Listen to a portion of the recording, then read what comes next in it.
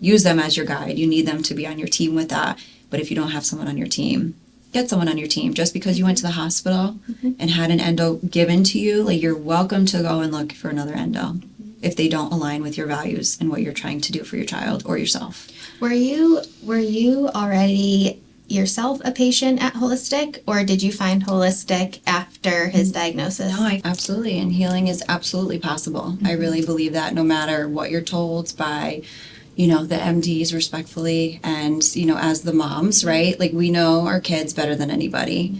And we're so much taught, or shamed, I should say, like I was, to not ask questions. You're not allowed. If you're given a diagnosis from someone with a degree, that's that. And I didn't agree to that. I was like, no, this is not how that's going to go. We are the moms. And that's one thing I want to encourage other moms to do, is ask questions. Don't care who's sitting in front of you. Don't care what their degree is. You will know your child better than anybody.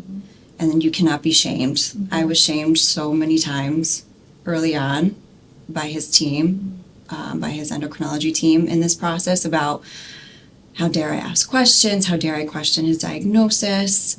You can't. You have to just keep pushing. As uncomfortable as it is, you have to be okay with being uncomfortable, because that's how you get answers and that's how you get results. Yeah. So let's take it back. What was that like? What were the symptoms? What was when he was diagnosed? What did that look like? Yeah, I mean, it was honestly, like you said, it would be hard to even tell. I mean, for us, it was really just bedwetting instances at nighttime. That's all it was to me. He was normal otherwise, And he was young, He was 3.5. Yeah. But the thing was, for Kane, was he had been potty trained already for a year. And so you're talking, a year long without, like, maybe a handful early on in that first window of a couple of accidents, but nothing crazy. So then when they started happening, and I remember a few days before his diagnosis, again, hindsight, right? He woke up 3 times that night for me. Once for water, twice, like, to go to the bath. And I'm like, what is going on? Like, something is just, like, this is so bizarre. I'm like, you need water? Like, what's, it doesn't stick out to you. And what happened for me was, I was going to Jersey for work. And, mom life. And I'm just like, I just would feel better, like, knowing that this is, just hearing, like, oh, this is a phase or whatever from the pediatrician. That's very much how I was. And we went and they ran his urine, and I don't know how it was for you, but it was like nothing I ever experienced. Like, there, we still went to, like, a mom and pop pediatrician, which is so nice, because nowadays it's so uncommon. Yep. And the doctor was just being really squirrely with me, and she was just so off. Like, normally she's, like, reassuring me, and I just, like, felt this weird energy. And then finally she came in and she's like, I don't even want to tell you this, but there's a high level of sugar in Kane's urine. And I'm like, I don't even know what that means, but I can tell it's something bad. And she's like, I need you to go to the ER. He needs to be tested for diabetes. Oh, I'm going to, like, cry. So they didn't do, like, a glucose? They didn't there, no. Okay. So they didn't have the capabilities to do that. Okay. And, like, the whole office when we walked out was just, like, silent. Like, none of them could even look at me. And I just remember, like, oh my God, like, how you get to the ER and then they start poking and prodding him. His blood sugar's 416. And I'm like, looking at, like, my husband, like, is that good, bad? I'm like, I don't even know. He's like, no, that's, like, not good. And he's, again, 3.5 at the time. Next month will be 2 years since diagnosis. And I think you and I actually just missed each other by a few month, days? Yeah. Not even. You said it will be the end of this month. It will have been 2 years. And Kane was June 4th. Yeah. June 3rd or 4th. Yeah. So, and then they work them up. And again, I don't know if you felt this way. I felt like I was, like I got, like, sucked into this spider web of just, like, this big, dark, deep hole with it, like, I was like, oh my God, like, where did I just land in my life? Yeah. When you're looked at and being told, like, yeah, it's like they couldn't, like, confirm it until they had antibodies. But they're like, it's looking like type 1, he'll be insulin dependent for life. Like, and until he's old enough, like, you have to operate his pancreas. And it's just like, those words are very scary. As a mom, and you're like, oh my God. Like, life was just normal, like, what happened? And then, you know, we got to go home because thankfully he wasn't in diabetic ketoacidosis because that's like a bigger medical emergency. And I think the same for Della, right? Luckily, it was early enough on where she wasn't in like the ICU, because most kids, they say at that age, because parents, you know, it's typical, it's excessive drinking, excessive urination, and like at a certain age, she was 2.5 at diagnosis, and so for me, like, she wasn't potty trained yet. Like, we had just started the process, so that was definitely not a red flag. So for a lot of parents, when you have young children, you're just kind of waving it off as, well, this is like just normal toddler behavior, and then it gets to the point where they're, you know, exactly, in DKA and end up in the ICU. And so luckily for us, for neither of us, that was the case. And but it was still, you know, a 2 or 3 day stay at the hospital. And, it was, we were there thankfully just one night, not even, like one day. But it was like, you know, next morning, like 8 a.m. sharp, like you have to be at endocrinology for a 4-hour-long training session, and you're just like, oh my gosh, you know, you just want to stay in bed and like cry all day. You're just like, I don't want to do this. I don't want this to be my reality. I still have days like that. Honestly, because it's playing. Suddenly, I became a clinical. A nurse overnight. You're absolutely a doctor. Doctor, nurse. I mean, it's so true. It's what we've learned. Like, I could teach a literal course, and, you know, diving into, you know, at first it was really for me like, okay, I need to get him better. I know nothing about this. This is so foreign. Like, his sugars, you're watching those sugars go, like, again, you know nothing, but all out of whack. You're being, you know, taught how to really just administer insulin. I was not given any diet education. I asked for it. And that was my first red flag, was when I'm like, oh, like, how do I change up his diet? It was like, oh, no, nothing. You just correct it with insulin. I'm like, that doesn't sit well with me. I'm like, okay. And then as weeks went on, you know, you finally get the antibodies. And I don't know how it was for you, but for me, it was like different stories. And it was like, oh, like, we run them because the parents want to know. I'm like, parents, like, what? Like, there was just like time and time again of just like this weirdness and just inconsistencies that like led me to really ask more questions. And again, just like no backstory, you know, like even in the hospital, like never asked, like, what did he eat today? Like, you know, like there was nothing that, I don't know, it was just bizarre. I felt like when we were in the hospital, I had asked a couple times, like, well, what like causes this? Like one day she was completely fine. And then all of a sudden she's not. Like for 2.5 years, this hasn't been an issue. She wasn't born this way. Exactly. So like what causes this? And I thought it was interesting that the answer that I received was, well, it could be environmental, it could be genetic, because on both sides of our family, this is not something that's genetic. Like no one on either side of our family, luckily, has ever had type 1 or type 2. And so it was just like, okay, well, I mean, I guess it could still be genetic in some way, but if you're telling me that environmental factors are at play, what are those environmental factors? And like, are we digging in to figure it out? And I think that's like one of the biggest things that was a catalyst for you, and then through your story was a catalyst for me to kind of dig deeper with functional medicine. Because I'm like, I want answers, and you're not giving them to me. Yes, exactly. So 100%. And that was it too. Like, I remember, and there's a picture of Kane on my Instagram with him with the blue popsicle, and it drives me crazy. Like, he was, you know, withholding food in the ER, right? Well, they're doing this diagnosis to see if he's in DK, all this stuff. And then finally he's like, he could eat. And again, I know nothing. I'm being told nothing like you, other than respectfully fluff, in my opinion. And they finally are like, oh, we're going to get him a sugar-free popsicle. I was like, perfect. Again, this is also new. And I never forget turning around, and the doctor or the nurse just like left it on the bed. And like I turn around, there's just this popsicle there. Like, what? First of all, when does that ever happen? Like when a nurse is like entering a room, they're usually like communicating with, especially the parent. And I'm like, okay, give it to him. And I'll never forget like reading it, and it's like high fructose corn syrup, sugar. And I'm like, okay, like walking out to the nurse's desk, like again, very pale and flustered at this point and tired and all the things, and being like, this is supposed to be sugar-free, not even knowing what that meant. And the nurse like jumped out of her seat. She's like, oh, you would have had it yesterday anyway, like no big deal. And I'm like, again, just like dumbfounded by this whole thing. Like, I'm like, okay, like what? But everything like just wasn't sitting well with me. And to that day, I look at that picture just so mad, because when I came up for air a few weeks after, started this process, was just taking it all on. Looking at his med chart, his numbers were coming down with just IV fluids, and no one told me. And then they gave him this, and it spiked up.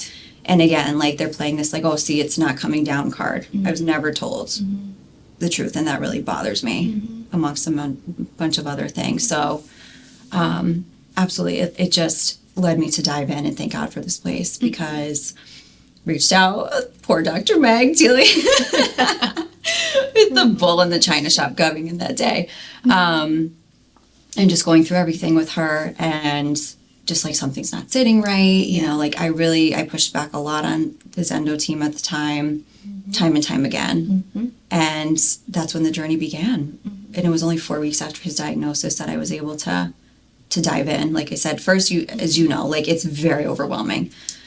So to digest the whole it. family dynamic, let alone the life of the child, obviously, because now they're being poked multiple times a day by mom, who is supposed to be your safe space. I don't know who cried more that week. Oh, same. Same. It's torture. It's torture. It's so hard. I wish it on nobody. Same. And that's why I hope through us sharing, we can get more moms and more even people to just be motivated to dive in and ask questions, get answers. Like your questions were so accurate. Like this whole theory of it just happens. Like on a random Tuesday, your body isn't just like, hey, shut down. Time to shut down. Time to attack ourselves. Time to no. Something led it there. Something is going on deeper. We are being, taught by modern medicine to treat symptoms, not get to root causes. We need to get to root causes. Like our bodies are natural healers. Like look at women. We can give birth and bounce back. Right. Like we can deliver another human being. Like we are capable of so much more than we are led to believe. So what was the first thing that, when you entered this space? Yes. What was the first thing that you and Dr. Meg dove into? Yeah. So at first it was, in my head, right, I'm thinking, okay, I want blood work, right? That's what I'm thinking. And she's saying absolutely comprehensive metabolic panel, which is like a host of vitamins, testing the body's inflammation rates, things of that nature. Because autoimmune is supposed to be like, oh, your body's like super inflamed and all, like this is what's happening. It's attacking itself. And all these things. We also reran the antibodies, because I also felt like there was a portion of Cane's that wasn't done properly. Here I am 2 years later knowing that, FYI to moms, they're not supposed to give you insulin prior to drawing antibodies, and that's what happened to us. And it gave a false positive on one of them, which I retested and got accuracy. Yes. Interesting. That's huge. Also was the GI map, which is, a gut test, which is very non-invasive, sends to your house, which again, I at the time literally saw no value in. I'm like, okay, that's what she's recommending. That's great. We'll do it. But his stools are normal. He's not vomiting. He's not complaining of nausea. At the time, he wasn't really complaining of belly pains. I'm like, I think this is in my head, I'm like, this is useless. But I was so naive to the benefit of it. So the blood work came back, and that taught us he was vitamin D deficient. He was low on zinc. His inflammation, so it's called CRP and STED rate, is supposed to be the body's super inflamed. We're not only normal, but from a holistic standpoint, optimally normal. 4 weeks after this awful diagnosis. And I'm like, interesting. So then I'm trying to go with that. And then I remember Tamara reaching out and being like, oh, we got to talk about his GI map results. I'm like, oh, there's no way this could be showing anything. And it showed everything. He had enterohemorrhagic E. coli at a high level, which is considered a pathogen. Again, this is me, I know, talking in languages that most have no clue what I'm talking about, because it was so foreign to me. I'm like, what does all this mean? Showing good bacteria, bad bacteria. And that changed our life, because it was not easy, coming from watching numbers on a Dexcom and the anxiety that goes with that as a mom of someone with type 1. we started treatment to attack the E. coli, and I was just ready for whatever. I'm like, let's just do it, right? And we wanted to do it 4 to 6 weeks. Again, lasted 8 days because it was just so like you see the antimicrobial enter and their numbers just like, because again, it's killing off the pathogen. Yeah. And the body's reacting. Right. But those 8 days did it for Kane because after that his numbers kept going down and down. His insulin requirement kept going down and down to the point where he needed none. And pretty much has been that way ever since. We had an RSV scare in February. It unfortunately set, it was a really high fever, a really bad virus. And after 16 months, we needed just really a few doses of fast acting just to get him, like, especially at night, evening, when the body's normal, insulin resistance time when you're sick, the cortisol and everything just like goes higher.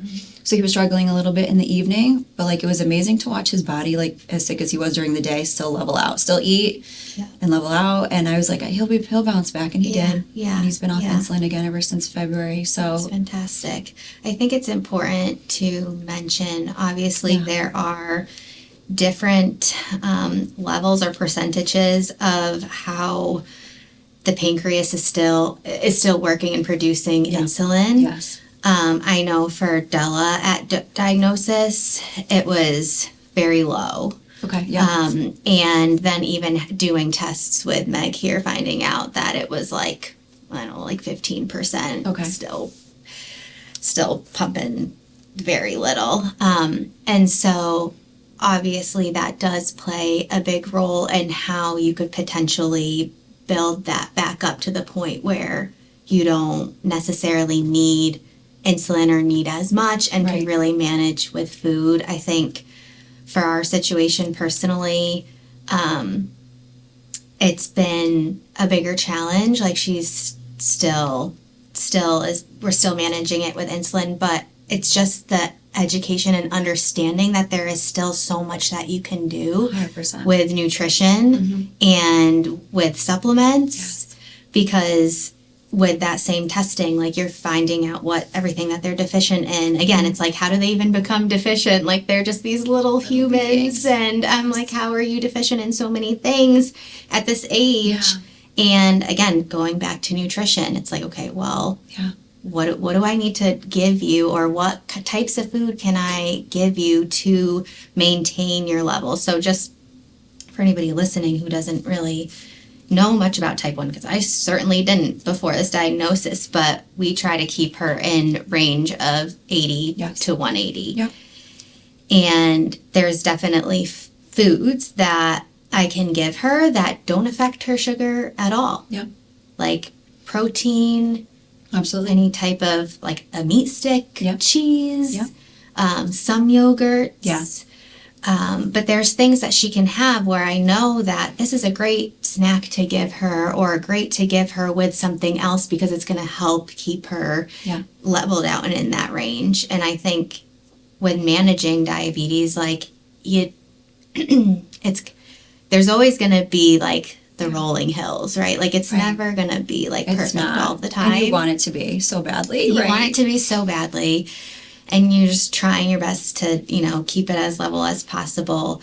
But it's really preventing like the super high highs and the super low lows. And when you're just managing with insulin, that's what I find was happening, was like my child had never had apple juice before her diagnosis, had never ate candy before the diagnosis. Like for all intents and purposes, like she was like a very healthy kid, which is why I was like, there's no way that she has diabetes. It just goes to show you it's, there's deeper. Yes, there's it's deeper. Meanings. Yeah. And when we received our education, it was very similar to, she could still have whatever she wants, just give her insulin and cover it with insulin. And I'm like, okay, but when I give her insulin, because her pancreas is still producing something, it's tanking her, and then I'm giving her sugar to them, and then she's skyrocketing, and it's like this, and over time, double-edged sword. And when you're talking gut health, right? And that's the part that drove me nuts too, right? Diving into that, and when they drop low, give them sugar. I'm like, this is counterproductive. Yes, this is. I've heard Gary Brecker respectfully, talk about type 2 or what have you. He calls it, the dependency diet. And it's true, because if you think about it, you're just constantly, it's a circle. Yes. Right? If they drop too low, you're giving them sugar, you're giving them things that are inflammatory per se, especially refined sugar. And then they're skyrocketing. And then guess what? Gut is playing a role in however everyone's story is going to be different, right? Going to look a little different. But it's playing some factor. Yep. And sugar is hugely inflammatory. Yep. Sugar, gluten, wheat, all these things that juices, and you're told to give to them okay, great. Now they're back up and now they're inflamed or what have you. And then it's this balance game of how's the rest of the day going to go now? It frustrates me to no end. And I feel like that's what impacts it does. It's not what I think. I know. Yeah. That's what impacts their overall health 100%. as they 100%. grow. Yes. I'm you hear all of these horror stories about all of the different things that can happen to one's body if they're not taking care of themselves with this. And I'm you could still be on top of it and just not really know at the end of the day what other organs and things it's gonna affect. Right, especially if, again, there's a deeper issue that we're not treating. Yes. That's the problem, And one thing just to get on your, so we're taught, right, that the pancreas half died, okay? Mm-hmm.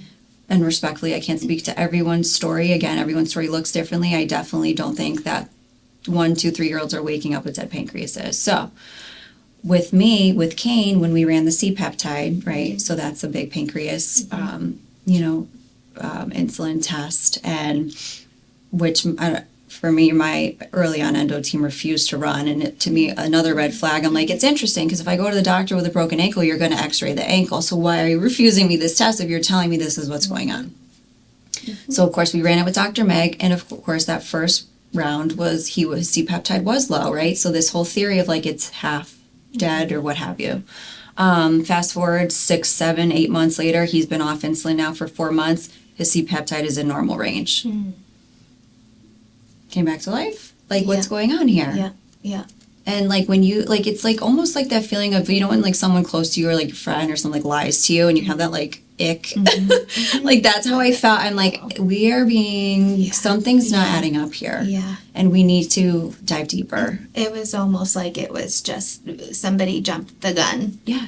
In a diagnosis, it feels because it's not to say that he doesn't have type 1. Right. However, again, there's kind of different levels of how this organ is working. Right. And I think you've been so great about diving into the functional piece so early on that you've been able to prevent it from getting worse. Right. And that's I can't speak to when there's situations where, let's just say, because everyone is so undereducated from a root cause perspective, like you said, I can't speak to how it goes if it takes a long time before you identify that root cause, or if there are people that live with type 1 for years and years on end, and I don't know what they've gone through, or again, everyone's story is so different. There's so many questions that have to be asked.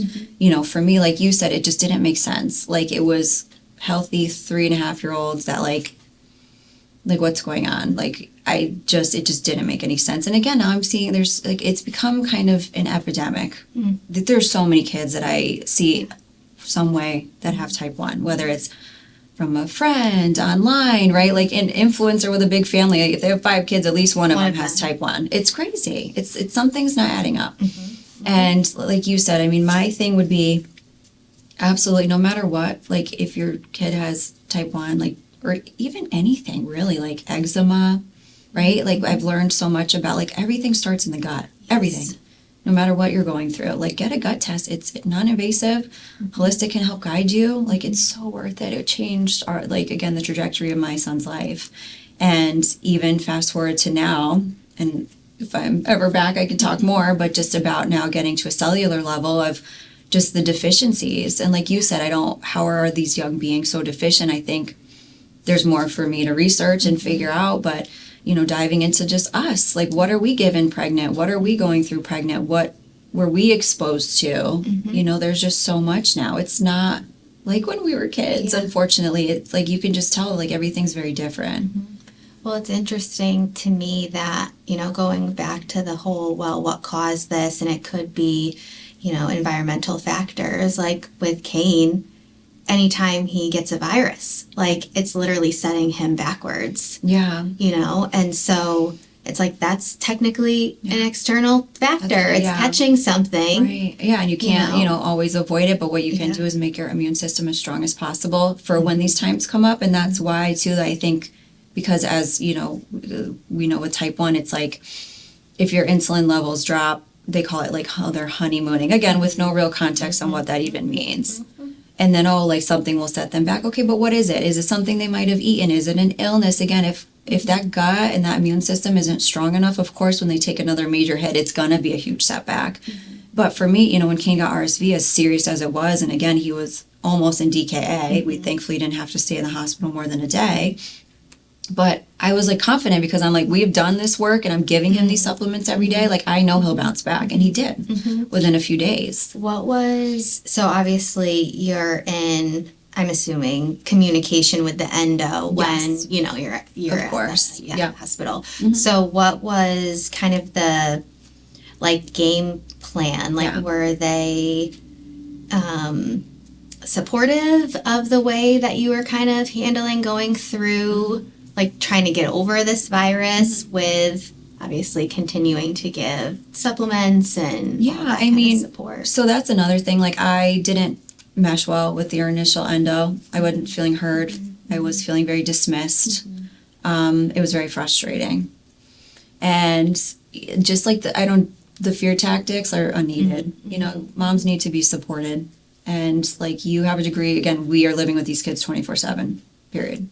And it didn't mesh well. And it's okay, like saying it, to the crowd too, like, it's okay to switch doctors. It's okay to ask. It's okay to look around. It's okay to advocate. Yeah. Advocate, exactly. And I found, I did advocating, went to different, through different channels, and thankfully, like, a friend of mine, like, had a really great connection, so I was able to speak with another endo who led me to our new endo, who's just wonderful. Like, does diabetes research. She's done, like, and she's a little stumped by Kane's case. She's like, I haven't seen this, and like, literally just is like there for support, but like, he's in the driver's seat and like supports totally what we're doing and takes notes of it, and just is like, and that's the thing. And, and absolutely, like, when he got sick and I was seeing those numbers, I'm like, we're not messing around. And like, it was 4 a.m. and we were going to the ER because, again, he hadn't been on insulin. And I was like, I need guidance because I don't know what's going to happen if I did give him insulin, right? Right. And even in the ER, they waited a while before because of his case, because they were like, even to give him a half unit of fast acting, they're like, I don't know what's going to happen. Right. Because he doesn't ever need it. Right. And, the half unit, it did like what it had to do at the time, like, brought him way down. But they're very, thankfully, find support. Like, it exists. I think that's what happens too, is sometimes we feel like whatever we're handed or dealt, it's like, that's it. It's like final. Like, nothing is final. Like, keep going, keep pushing, keep researching, keep asking questions. And I think, again, like, functional is so great to have like that. And having the support too with your endocrinology team is the hugest part too. It's not like this battle of like, because I'm trying to do what's best for my kid. Right. Period. Right. It doesn't necessarily matter. It's not a who's right or who's wrong. Right. It's like, let's all work together. Right. If we're actually trying to, be an advocate for healing and living life normally, as normal as we can. Absolutely. Right. So what is his like typical like diet now look like? Because obviously you're able to manage a lot of that with food. Yeah, diet and supplements. Yeah. So right now where we're at, again, so June will be 2 years since diagnosis. Once he came off insulin as well, you're talking October 2024, anti-inflammatory diet. That's what I stick with. And again, we'll try different things once in a while and I'll see how they go. But I know his body, better than anybody. Yeah. And I know his like rhythms, you know what I'm saying? And I'm like, okay, something's a little off here. But yeah, we do a lot of protein, really good for you. Like, it's almost like, like common sense stuff too, of just like us being human beings, right? Protein, healthy fats, like good fiber, like that's really the key to it. He eats a lot of chicken, eggs, cheese sticks, right? Like, buy the organic stuff. He loves, like, I make homemade muffins, and for us, almond flour works. Okay. Like for, I know like that's stuff's hard. So like almond flour cookies, pancakes, waffles, works for some, doesn't work for others. Yeah. So it's, again, that's one of those things where unfortunately I wish this was like one size fits all, but it's not. Yeah, and he eats great. Oh my gosh, for 5 years old, like I'm just proud of just how much he eats, Right. My Um, husband will still say sometimes, like, oh, she's such a picky eater. I'm like, she's 4 and Yeah. she has chicken or like meat every day, Every day. takes it like a champ. Yes. I'm like, when I was her age, I ate, this is part of the problem, right? I'm eating pasta and Yeah, right. like boxed macaroni and cheese for the every things meal. that's good for, this is what Yeah. toddlers eat, right? Mac and Yeah. cheese, grilled cheese, like all these things. Yeah. I'm like, she's a way healthier and better eater Yeah. than I was Yeah. at that age. Yeah, So Shane's amazing, like what he eats, and like you said, and Yeah. there's memes out there, right, of toddlers like thriving off of one goldfish a day. Right, right. And I think this is going back to like the environmental factors thing. Yeah. It's like this is the crazy part for me is when you did have a child who was eating what I would consider healthy. Yeah. And I think that's like a big misconception when you say like, oh, my child has type 1, people are looking at you like, well, what did you feed your kid? Right. It's And such it's a like misconception. it's such has a nothing to do with it. misconception. I mean, No. diet is important. Like I said, I made changes after that, obviously, but it's Same. so it's deeper than that. And that's the thing too. Like, I've heard, like stress with autoimmune. My 3-year-old's not stressed out. Your 1-year-old is not stressed out. Like the stress on the body is not just like, hey, I'm stressed out. Like Right. I got like adult things to think about. It's the oxidative stress within your body because something's going on and it's stressing your body out. Like that's like the misconception, I think, too. Like I said, whether it's a deficiency, so your body's trying to keep up. And in Kane's case, again, so with the anti-inflammatory diet, and we do no refined sugar. Like we do monk fruit, like organic stevia, like things of that nature. Electrolytes are really big and important, good filtered water, things like that, and as like we recently did again, a cellular level, like mineral deficiency test, which showed me a lot, which again, I can talk about in the future once I need to go through it more. It's newer information, but that's really going to tell us a lot. And I'm excited once I can support his body better, get back into trying more things and seeing how he processes it Right. and see how that goes. And Right. that's another thing his endo, really lets us lead the way. And I told her this, I'm like, this is what we're doing. This is what I'm going to find out. And I'm going to try, once I feel like his body can handle it. Cause again, I'm not going to throw gasoline on a fire. That's what's crazy sometimes is, I'm sure you deal with it. Just outside noise, outside comments and moms, like you have to do what's best for your kid, period. Like wherever they are in their journeys, you got to do what's best for them. You know them the best. A lot of people don't understand it or don't care to. And that's like with, I think, most things. Yeah. But yeah. So I'm curious to see, I'm excited to see like where we are like 6 months from now. Yeah, me too. It's so fascinating to me. And just, I feel like I'm so happy that we met and met through Holistic. Yes. Because I feel like I've had you to like kind of pioneer and I'm like watching what you're doing and it makes me a little bit more confident in trying things because again you're told what you're told and you're kind of made to believe like this is the only way to do things and unless you're taking it on yourself to do the research or to find other ways of support, you're just kind of stuck with what you're originally taught. So I'm very thankful to have you. I'm so happy.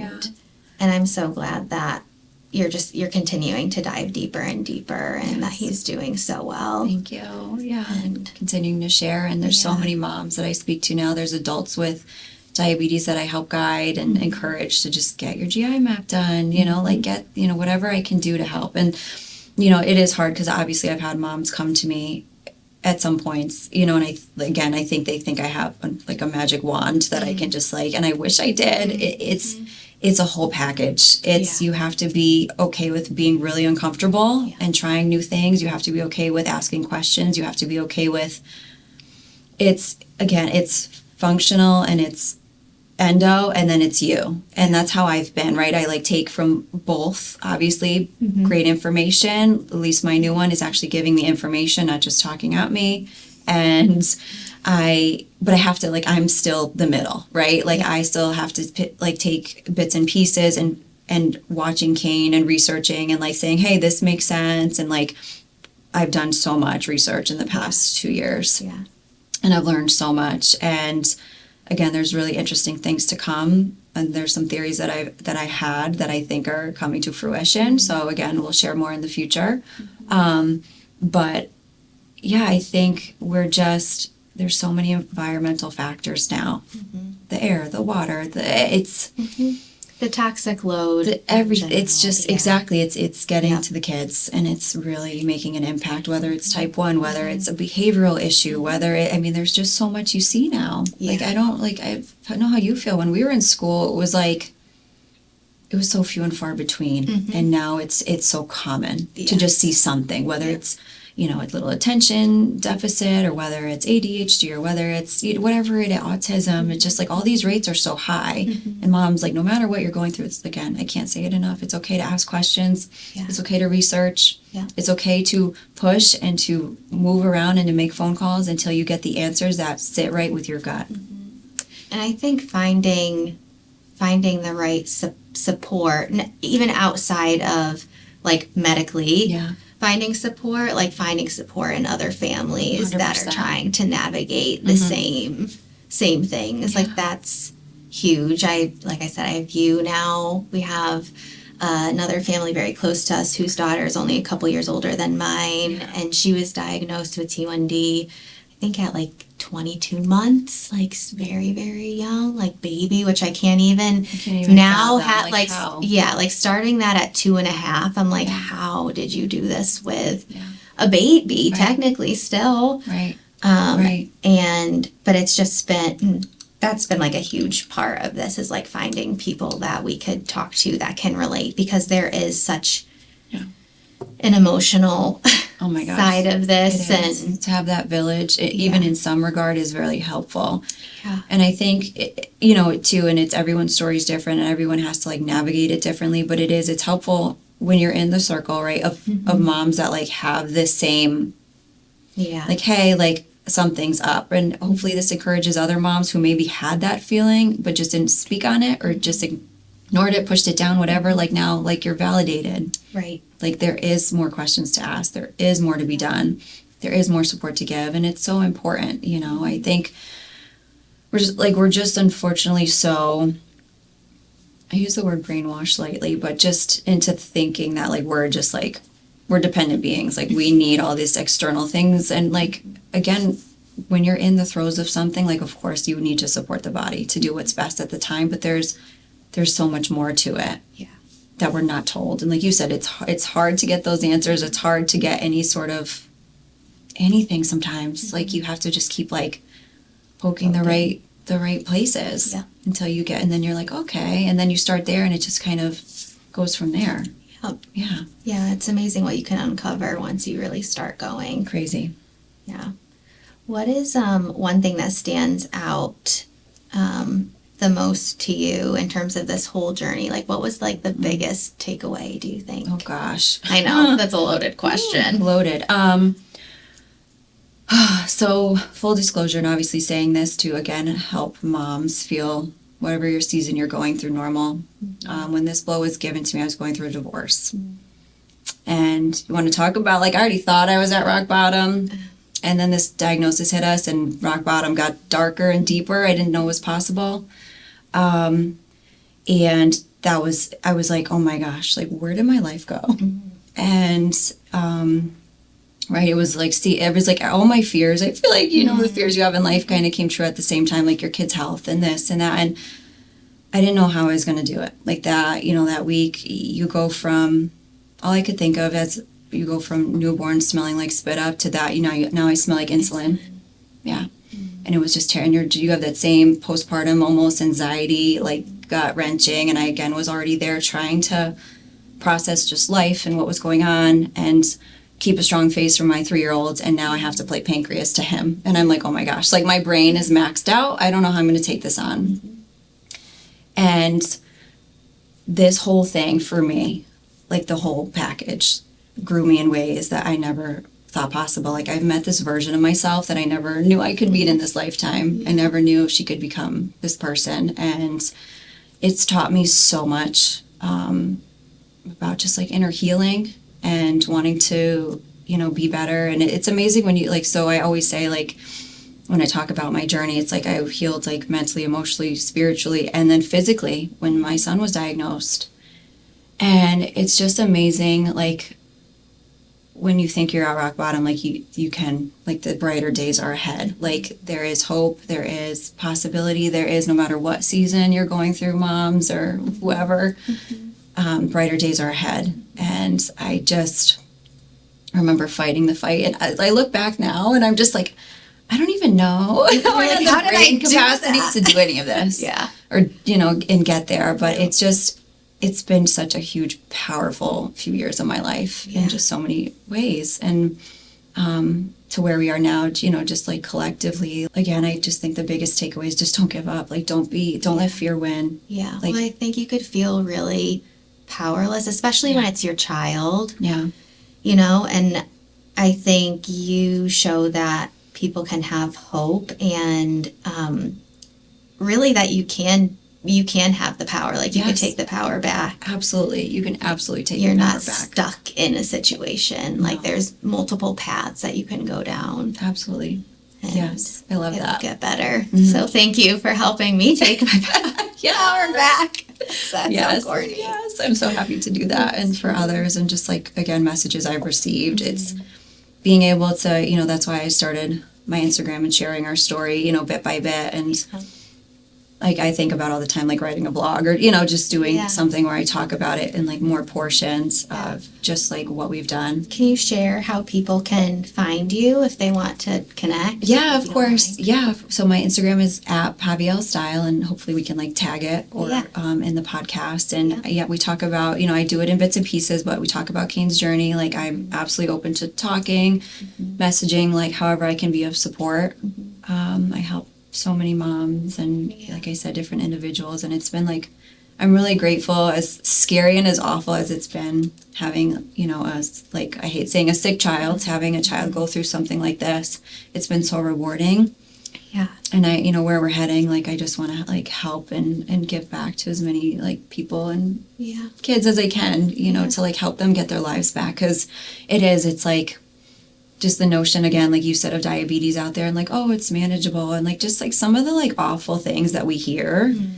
I wish, again, on nobody, like you, respectfully, like people who have not gone through this don't know what it's like to have to go from normal life to poking your toddler 8 times a day in the beginning of diagnosis. 4 shots, 4 finger pricks, they're crying. They're looking at you like, why is my safe space hurting me? You're a mess. And you can't over insulin because it could be fatal. If you under insulin, it could spike. It's this balance of mental game that you go through day in and day out.